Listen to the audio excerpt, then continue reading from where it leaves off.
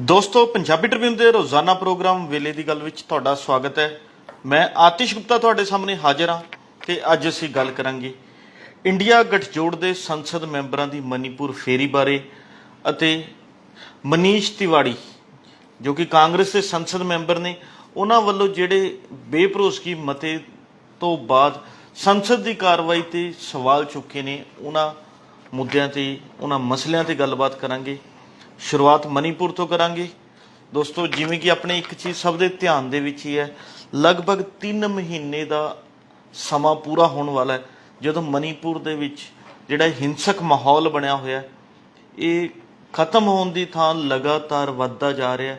जे गल करिए तो अज तक और हुण तक भी जिहड़ा हैगा मणिपुर दे विच हिंसक माहौल वड्डे पद्धर ते चल रहा। अगजनी दीयां घटनावां नित वापर रही ने जिस वड्डी गिनती च लोग जख्मी हो रहे हैं, बेघर हो रहे हैं। इन्ना ही नहीं, वड्डी गिनती च सैकड़े लोगों की जिहड़ा हैगा फौत तक जिहड़ा हैगा इस हिंसा के दौरान हो चुकी है। तो इस दे नाल ही जदों असीं देखदे हां तां लगभग 3 महीने का समा ही उस घटना नूं हो जाएगा जिसने कि पूरे देश के लोगों नूं झंझोड़ के रख दिता। वो घटना सी मणिपुर दे विच 2 औरतां नाल बदसलूकी दी। जदों एक मर्दां दी इन्नी वड्डी भीड़ ने 2 औरतों नूं निर्वस्त्र करके किवें एक परेड का हिस्सा बनाया गया, उस दौरान उन्हां नाल छेड़छाड़ की गई, बदसलूकी की गई। उस घटना ने सारिआं नूं झंझोड़ के रख दिता सी। भावें उस मामले की जांच पहलां मणिपुर पुलिस कर रही सी, उन्होंने केस दर्ज किया होया सी ते हुण CBI भी उस मामले की जांच विच जुट चुकी है। तो CBI वालों वो फोन भी रिकवर कर लिया, बरामद कर लिया जिस तो यह सारी वीडियो शूट हुई सी, वायरल हुई सी। तो इस दे नाल ही जिहड़े नौजवान ने यह वीडियो बनाई सी उस नौजवान नूं भी जिहड़ा हैगा CBI ने गिरफ्तार कर लिया। जे देखिए तो इस गिरफ्तारी नूं लैके भी सवाल उठते ने भी कि आखिरकार जिस नौजवान सदका ये सारी कारगुजारी कह लो भी कि सब दे सामने आई है, उसनों CBI ने किस तरीके नाल गिरफ्तार किया या उत्थे की पहलू ने की माहौल बन रहा उस बारे तो हले स्थिति स्पष्ट नहीं है, तो कुछ कहा नहीं जा सकता। पर यह हुण तक की जानकारी है भी कि उत्थे CBI ने उसनों गिरफ्तार कर लिया। पर दूजे पासे जदों असीं देखते हैं तो साडी केंद्र सरकार, चाहे वो साडे प्रधानमंत्री श्री नरेंद्र मोदी होण, चाहे केंद्री गृह मंत्री अमित शाह होण या कोई भी होर केंद्री मंत्री होवे, वो हले तक इस मसले ते बोलण नूं तैयार नहीं है। जदों कि विरोधी धिरां वल्लों लगातार संसद के सैशन दे विच, मॉनसून सैशन दे विच लगातार सरकार नूं घेरिया जा रहा है। वार वार अपील की जा रही है भी कि वह सरकार जिहड़ा मणिपुर हिंसा नूं लैके अपना स्टैंड स्पष्ट करे, उत्थे दी स्थिति स्पष्ट करे भी कि सरकार की कर रही है। पर फिर भी सरकार बोलण लई तैयार नहीं है। सरकार ने चुप्पी वट्टी हुई है।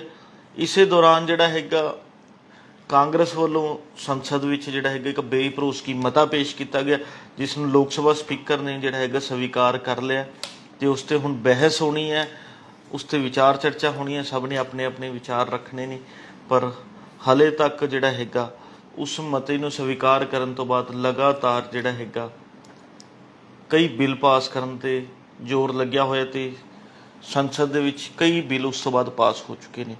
पर दूजे पासे देखते हैं भी कि जिथे विरोधी धिरां ने यह बेभरोसगी मता पेश किया, कांग्रेस ने किया, पर जदों गल इंडिया गठजोड़ की करते हैं, क्योंकि हुण भाजपा के विरुद्ध NDA के विरुद्ध एक इंडिया गठजोड़ बन चुका है जिस देश दीयां 26 राजनीतिक पार्टियां शामिल हैं। उस वल्लों उसके संसद मैंबरां वल्लों मणिपुर दे विच एक 2 दिन दौरा किया गया जिथे वो जाके मणिपुर दे विच लोकां नूं मिल के आए ने। वख-वख जिहड़े उत्थे कुकी ते मिताई लोग ने उन्हां नाल गलबात कीती है, उत्थे दे हालात जानने की कोशिश की है।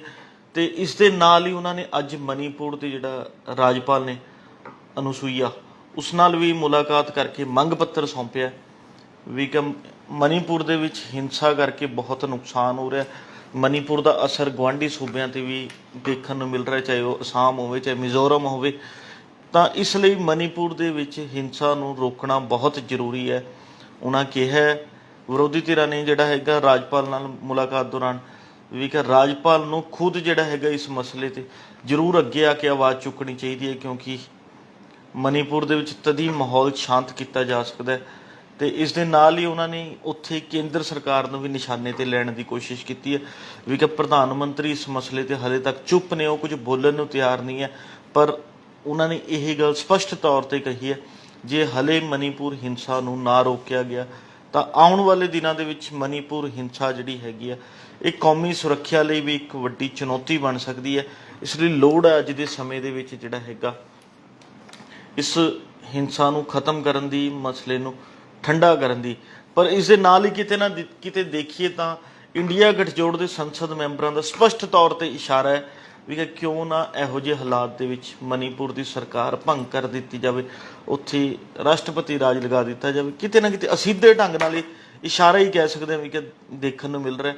ਪਰ ਉਹਨਾਂ ਨੇ ਅੱਜ ਉੱਥੇ ਮੁਲਾਕਾਤ ਕਰਕੇ ਰਾਜਪਾਲ ਨਾਲ ਇਹੋ ਜਿਹੀਆਂ ਗੱਲਾਂ ਕੀਤੀਆਂ।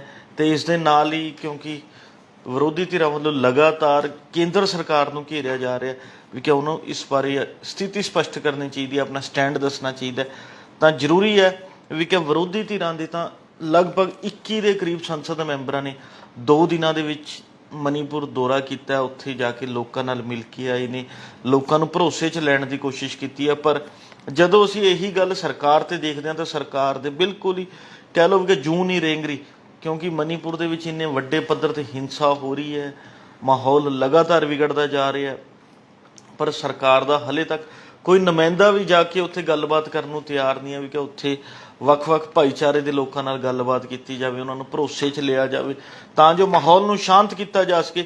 ਇਹੋ ਜਿਹਾ ਕੁਝ ਹੁੰਦਾ ਵੀ ਦਿਖਾਈ ਨਹੀਂ ਦੇ ਰਿਹਾ। ਭਾਵੇਂ ਕਿ ਪਿੱਛੇ ਜੀ ਕੇਂਦਰੀ ਗ੍ਰਹਿ ਮੰਤਰੀ ਅਮਿਤ ਸ਼ਾਹ ਜ਼ਰੂਰ ਉੱਥੇ ਦੌਰੇ ਤੇ ਗਏ ਸੀਗੇ ਤੇ ਉਹਨਾਂ ਲੋਕਾਂ ਨੂੰ ਭਰੋਸਾ ਦਿਵਾਇਆ ਸੀ ਵੀ ਕਿ ਇਸ ਮਸਲੇ ਤੇ ਹੱਲ ਕਰਨ ਲਈ ਜਿਹੜਾ ਹੈਗਾ ਕੁਝ ਨਾ ਕੁਝ ਰਣਨੀਤੀ ਤਿਆਰ ਕਰ ਰਹੇ ਨੇ। ਪਰ ਦੁਬਾਰਾ ਉੱਥੇ ਕੋਈ ਵੀ ਕੇਂਦਰ ਸਰਕਾਰ ਦਾ ਆਗੂ ਨਹੀਂ ਗਿਆ।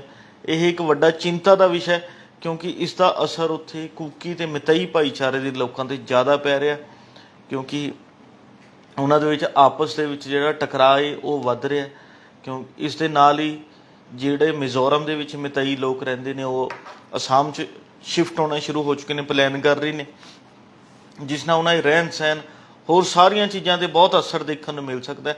ਇਸ ਲਈ ਲੋੜ ਹੈ ਵੀ ਕਿ ਤੁਰੰਤ ਪ੍ਰਧਾਨ ਮੰਤਰੀ ਨੂੰ ਜਾਂ ਕੇਂਦਰੀ ਗ੍ਰਹਿ ਮੰਤਰੀ ਨੂੰ ਇਸ ਮਸਲੇ 'ਤੇ ਬੋਲਣਾ ਚਾਹੀਦਾ ਹੈ, ਹਾਲਾਤਾਂ ਬਾਰੇ ਲੋਕਾਂ ਨੂੰ ਜਾਣੂ ਕਰਵਾਉਣਾ ਚਾਹੀਦਾ ਹੈ।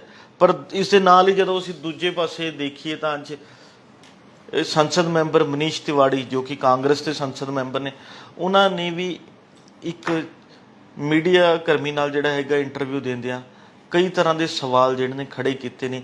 ਸਭ ਤੋਂ ਵੱਡਾ ਸਵਾਲ ਤਾਂ ਉਹਨਾਂ ਨੇ ਇਹੀ ਖੜਾ ਕੀਤਾ ਵੀ ਕਿ ਜਦੋਂ ਸੰਸਦ ਦੇ ਵਿੱਚ ਬੇਭਰੋਸਗੀ ਮਤੇ ਨੂੰ ਸਪੀਕਰ ਵੱਲੋਂ ਸਵੀਕਾਰ ਕਰ ਲਿਆ ਹੋਵੇ ਤਾਂ ਉਸ ਤੋਂ ਬਾਅਦ ਜਿੰਨੇ ਵੀ ਬਿੱਲ ਪਾਸ ਕੀਤੇ ਜਾ ਰਹੇ ਨੇ ਉਹਨਾਂ ਸਾਰੇ ਬਿੱਲਾਂ ਨੂੰ ਜਿਹੜਾ ਹੈਗਾ ਸ਼ੱਕੀ ਨਜ਼ਰੀਏ ਨਾਲ ਦੇਖਿਆ ਜਾਣਾ ਚਾਹੀਦਾ, ਜੋ ਕਿ ਉਹਨਾਂ ਦਾ ਕਾਨੂੰਨੀ ਤੌਰ ਤੇ ਜੇ ਗੱਲ ਕਰੀਏ ਤਾਂ ਇਹ ਨੁਕਤਾ ਬਿਲਕੁਲ ਜਾਇਜ਼ ਮੰਨਿਆ ਜਾਣਾ ਚਾਹੀਦਾ ਵੀ ਕਿ ਜਦੋਂ ਸਪੀਕਰ ਨੇ ਸਰਕਾਰ ਦੇ ਵਿਰੁੱਧ ਬੇਭਰੋਸਗੀ ਮਤਾ ਸਵੀਕਾਰ ਕਰ ਲਿਆ ਹੋਵੇ, ਉਸ 'ਤੇ ਹੁਣ ਬਹਿਸ ਹੋਣੀ ਹੋਵੇ ਤਾਂ ਇਹ ਬਿੱਲ ਕਿਉਂ ਪਾਸ ਕੀਤੇ ਜਾ ਰਹੇ ਨੇ। ਭਾਵੇਂ ਕਿ ਉਹ ਬੇਭਰੋਸਗੀ ਮਤਾ ਵੋਟਿੰਗ ਨਾਲ ਜਿਹੜਾ ਹੈਗਾ ਮਨਜ਼ੂਰ ਹੋਣਾ, ਅੱਗੇ ਉਸ 'ਤੇ ਵੋਟਿੰਗ ਹੋਵੇਗੀ।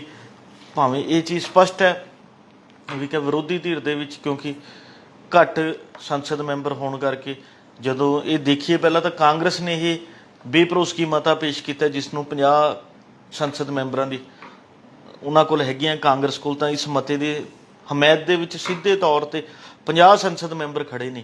ਪਰ ਜਦੋਂ ਦੂਜੇ ਪਾਸੇ ਅਸੀਂ ਦੇਖੀਏ ਤਾਂ ਇਹਨਾਂ ਦੀ ਗਿਣਤੀ ਹੋਰ ਵੱਧ ਸਕਦੀ ਹੈ ਕਿਉਂਕਿ ਸੰਸਦ ਦੇ ਵਿੱਚ ਇੰਡੀਆ ਗਠਜੋੜ ਨਾਲ ਜੁੜੇ ਹੋਏ ਸੰਸਦ ਮੈਂਬਰਾਂ ਦੀ ਗਿਣਤੀ ਲਗਭਗ 141 ਦੇ ਕਰੀਬ ਬਣਦੀ ਹੈ। ਤਾਂ ਇਹ ਵੋਟਿੰਗ ਜਿਹੜੀ ਹੈਗੀ ਜੇ ਹੁੰਦੀ ਹੈ ਤਾਂ ਇਹ 141 ਤੱਕ ਤਾਂ ਬੜੇ ਈਜ਼ੀਲੀ ਆਸਾਨੀ ਨਾਲ ਜਿਹੜਾ ਹੈਗਾ ਵੋਟਿੰਗ 'ਚ ਪ੍ਰਕਿਰਿਆ 'ਚ ਜਾ ਸਕਦੀ ਹੈ। ਤਾਂ ਗੱਲ ਇਹੀ ਆਉਂਦੀ ਹੈ ਕਿ ਮਨੀਸ਼ ਤਿਵਾੜੀ ਦਾ ਜਿਹੜਾ ਇਹ ਨੁਕਤਾ ਹੈ, ਇਹ ਪੁਆਇੰਟ ਹੈ, ਬਿਲਕੁਲ ਵਾਜਬ ਹੈ ਵੀ ਕਿ ਇਹ ਜਿੰਨੇ ਵੀ ਬਿੱਲ ਪਾਸ ਕਰਨ ਤੋਂ ਪਹਿਲਾਂ ਇਹ ਬੇਭਰੋਸਗੀ ਮਤੇ 'ਤੇ ਬਹਿਸ ਹੋਣੀ ਚਾਹੀਦੀ ਹੈ, ਉਹ ਵੀ ਖੁੱਲ੍ਹੀ ਬਹਿਸ ਹੋਣੀ ਚਾਹੀਦੀ ਹੈ ਤਾਂ ਜੋ ਜਿਹੜਾ ਹੈਗਾ ਜੋ ਵਿਰੋਧੀ ਧਿਰਾਂ ਸਰਕਾਰ ਨੂੰ ਲੈ ਕੇ ਸਵਾਲ ਚੁੱਕ ਰਹੀਆਂ ਨੇ, ਸਰਕਾਰ ਦੀ ਕਾਰਗੁਜ਼ਾਰੀ 'ਤੇ ਸਵਾਲ ਖੜੇ ਕਰ ਰਹੀਆਂ ਨੇ, ਉਹਨਾਂ ਬਾਰੇ ਸਥਿਤੀ ਸਪਸ਼ਟ ਹੋ ਚੁੱਕੀ ਹੈ, ਸਭ ਨੂੰ ਪਤਾ ਲੱਗ ਸਕੇ। ਪਰ ਸਰਕਾਰ ਜਿਹੜੀ ਹੈਗੀ ਹੈ ਇਸ ਬਾਰੇ ਨਾ ਤਾਂ ਹਾਲੇ ਬਹਿਸ ਕਰਵਾਉਣ ਲਈ ਤਿਆਰ ਹੈ, ਉਹ ਲਗਾਤਾਰ ਬਿੱਲ ਤੇ ਬਿੱਲ ਪਾਸ ਕਰਤੀ ਜਾ ਰਹੀ ਹੈ। ਇਸ ਦੇ ਨਾਲ ਹੀ ਮਨੀਸ਼ ਤਿਵਾੜੀ ਨੇ ਇਹ ਵੀ ਕਿਹਾ ਵੀ ਜਦੋਂ ਤੱਕ ਇਹ ਬੇਭਰੋਸਗੀ ਮਤੇ 'ਤੇ ਬਹਿਸ ਨਹੀਂ ਹੁੰਦੀ, ਉਸ ਬਾਰੇ ਕੋਈ ਫੈਸਲਾ ਨਹੀਂ ਲਿਆ ਜਾਂਦਾ, ਉਦੋਂ ਤੱਕ ਇਹਨਾਂ ਜਿਹੜੇ ਬਿੱਲ ਪਾਸ ਕੀਤੇ ਗਏ ਇਹਨਾਂ ਨੂੰ ਲਾਗੂ ਨਹੀਂ ਕਰਨਾ ਚਾਹੀਦਾ।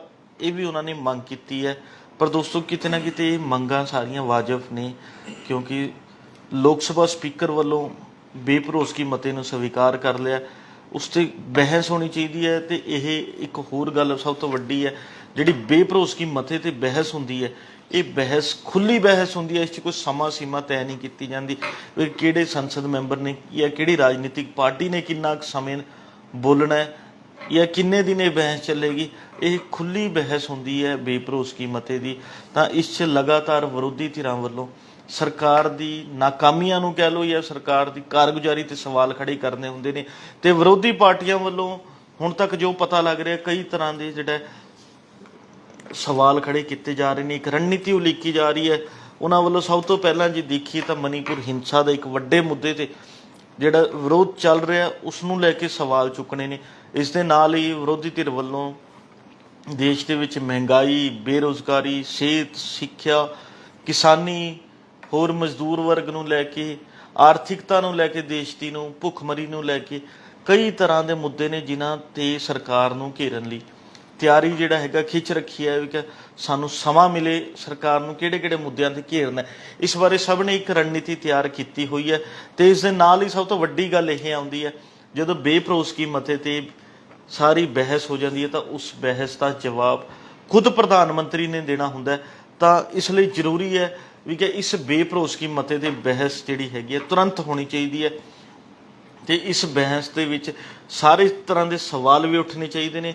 ਵਿਰੋਧੀ ਧਿਰ ਨੂੰ ਵੀ ਸਾਰੇ ਸਵਾਲ ਜਿਹੜੇ ਨੇ ਜ਼ੋਰ ਸ਼ੋਰ ਨਾਲ ਉਠਾਉਣੇ ਚਾਹੀਦੇ ਨੇ। ਅਤੇ ਦੂਜੇ ਪਾਸੇ ਜਿਹੜੇ ਸਵਾਲ ਉੱਠਣਗੇ ਜਾਂ ਜਿਹੜੇ ਮੁੱਦੇ ਚੁੱਕੇ ਜਾਣਗੇ ਉਹਨਾਂ ਮਸਲਿਆਂ ਬਾਰੇ ਪ੍ਰਧਾਨ ਮੰਤਰੀ ਨੂੰ ਵੀ ਚਾਹੀਦਾ ਵੀ ਕਿ ਉਹ ਜਿਹੜਾ ਹੈਗਾ ਸਹੀ ਢੰਗ ਨਾਲ ਅਤੇ ਖੁੱਲ੍ਹ ਕੇ ਜਿਹੜਾ ਹੈਗਾ ਉਸ 'ਤੇ ਜਵਾਬ ਦੇਣ, ਤਾਂ ਜੋ ਵਿਰੋਧੀ ਧਿਰ ਹੀ ਨਹੀਂ ਦੇਸ਼ ਦੇ ਜਿਹੜੇ ਸਾਡੀ 140 ਕਰੋੜ ਦੀ ਆਬਾਦੀ ਆ ਉਹ ਵੀ ਸੰਤੁਸ਼ਟ ਹੋ ਸਕੇ, ਉਸ ਨੂੰ ਵੀ ਕੁਝ ਪਤਾ ਲੱਗ ਸਕੇ। ਭਾਵੇਂ ਕਿ ਸੱਤਾਧਾਰੀ ਧਿਰ ਵੱਲੋਂ ਦਾਅਵੇ ਤਾਂ ਬਹੁਤ ਕੀਤੇ ਜਾ ਰਹੇ ਨੇ ਵੀ ਕਿ ਉਹ ਦੇਸ਼ ਦੇ ਵਿਕਾਸ ਲਈ ਬਹੁਤ ਕੁਝ ਕਰ ਰਹੇ ਨੇ, ਸਾਡੀ ਆਰਥਿਕਤਾ ਨੂੰ ਮਜ਼ਬੂਤ ਕਰਨ ਲਈ, ਹੁਲਾਰਾ ਦੇਣ ਲਈ ਬਹੁਤ ਫੈਸਲੇ ਲਏ ਜਾ ਰਹੇ ਨੇ, ਪਰ ਉਸ ਦੇ ਬਾਵਜੂਦ ਵੀ ਵੱਡੀ ਗਿਣਤੀ 'ਚ ਲੋਕ ਸਰਕਾਰ ਤੋਂ ਨਾਰਾਜ਼ ਵੀ ਨੇ। ਤਾਂ ਇਸ ਲਈ ਚਾਹੀਦਾ ਇਹੀ ਹੈ ਵੀ ਕਿ ਬੇਭਰੋਸਗੀ ਮਤੇ 'ਤੇ ਤੁਰੰਤ ਬਹਿਸ ਹੋਵੇ ਅਤੇ ਉਸ ਬਾਰੇ ਪ੍ਰਧਾਨ ਮੰਤਰੀ ਆਪਣੀ ਸਥਿਤੀ ਸਪਸ਼ਟ ਕਰਨ, ਜਵਾਬ ਦੇਣ ਅਤੇ ਮੌਜੂਦਾ ਹਾਲਾਤਾਂ ਦਾ ਬਾਰੇ ਜਿਹੜਾ ਹੈਗਾ ਚਾਨਣਾ ਜ਼ਰੂਰ ਪਾਉਣ। ਦੇਖਣਾ ਇਹੀ ਹੋਵੇਗਾ ਵੀ ਕਿ ਅੱਜ ਐਤਵਾਰ ਦਾ ਦਿਨ ਗੁਜ਼ਰ ਚੁੱਕਾ ਅਤੇ ਕੱਲ੍ਹ ਨੂੰ ਹੁਣ ਸੰਸਦ ਦੀ ਕਾਰਵਾਈ ਜਿਹੜਾ ਹੈਗਾ ਸ਼ੁਰੂ ਹੋਵੇਗੀ। ਕੀ ਸੰਸਦ ਦੀ ਕਾਰਵਾਈ 'ਚ ਬਹਿਸ ਪ੍ਰਕਿਰਿਆ ਸ਼ੁਰੂ ਹੁੰਦੀ ਹੈ, ਵਿਰੋਧੀ ਧਿਰ ਕੀ ਮੁੱਦੇ ਚੁੱਕਦਾ ਅਤੇ ਸੱਤਾਧਾਰੀ ਧਿਰ ਉਸ ਦੇ ਜਵਾਬ 'ਚ ਆਪਣਾ ਪੱਖ ਕੀ ਰੱਖਦੀ ਹੈ, ਇਹ ਤਾਂ ਕੱਲ੍ਹ ਨੂੰ ਹੀ ਪਤਾ ਲੱਗੇਗਾ ਜਾਂ ਸੰਸਦ ਦੀ ਆਉਣ ਵਾਲੇ ਦਿਨਾਂ 'ਚ ਪਤਾ ਲੱਗੇਗਾ। ਪਰ ਇੱਕ ਚੀਜ਼ ਸਪਸ਼ਟ ਹੈ ਵੀ ਕਿ ਪੰਜਾਬੀ ਟ੍ਰਿਬਿਊਨ ਤੁਹਾਡੇ ਤੱਕ ਇਹੋ ਜਿਹੇ ਜਨਤਕ ਮੁੱਦਿਆਂ ਨੂੰ ਅਤੇ ਲੋਕਾਂ ਦੀਆਂ ਸਮੱਸਿਆਵਾਂ ਨੂੰ ਤੁਹਾਡੇ ਅੱਗੇ ਰੱਖਦਾ ਰਹੇਗਾ, ਤੁਹਾਡੇ ਤੱਕ ਪਹੁੰਚਾਉਂਦਾ ਰਹੇਗਾ। ਕੱਲ੍ਹ ਨੂੰ ਇਸੇ ਸਮੇਂ ਫਿਰ ਇੱਕ ਨਵੇਂ ਮੁੱਦੇ 'ਤੇ ਗੱਲਬਾਤ ਕਰਾਂਗੇ ਪ੍ਰੋਗਰਾਮ ਵੇਲੇ ਦੀ ਗੱਲ ਵਿੱਚ। ਧੰਨਵਾਦ।